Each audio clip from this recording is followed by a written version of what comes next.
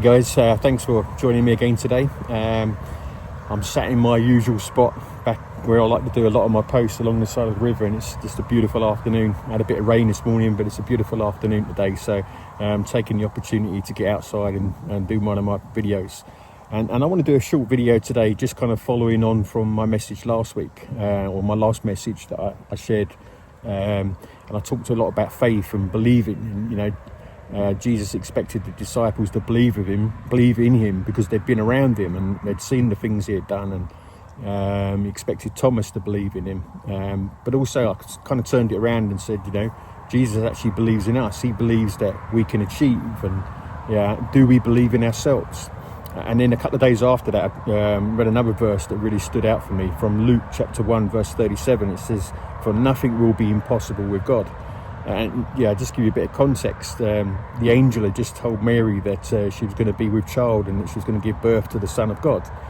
She was going to give birth to Jesus. And the average person probably would have turned around and said, "You're mad." Yeah, I mean, me? How's God going to?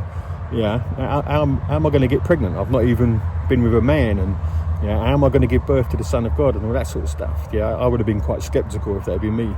Obviously I'm male, so it wouldn't have been me anyway, but you know where I'm going, but the truth is, nothing is impossible for God, or with God. And when I look at my life, I think, okay, I can rise to the challenge of believing in myself, but it's easy to say that, it's easy to say, I can believe in myself, I can believe I can achieve, but it's not always easy to put it into practice. And sometimes I ask myself, will I ever be able to let go of the hurt and the pain and the suffering in my life, that in my relationship with my dad, for example? Will I ever be able to truly forgive him? I say that I forgive him, but will I every now and then I still get that tinge of bitterness, and will I ever be in that place where I can truly forgive him?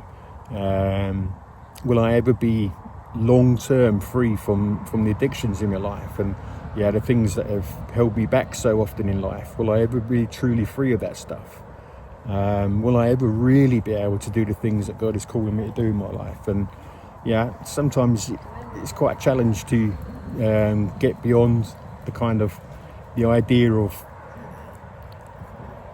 believing in myself. Jesus believes in me, but I'm believing in myself as well. But the bottom line is just for the same as it was for Mary.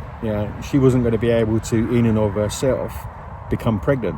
She hadn't been with a man. She wasn't going to be able to, in and of herself, give birth to the Son of God. It was something that God was doing in her, and that's the crutch of life for me. I can believe in myself. Jesus believes in me, but it's having him at the centre of my life. It's having him directing my path. It's trusting him to do the work he needs to do in my heart, to heal me of the disappointments and the pain and the regrets and the abuse that's happened over the years.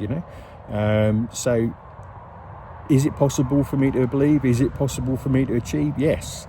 With God at the centre of my life, everything is impossible with God.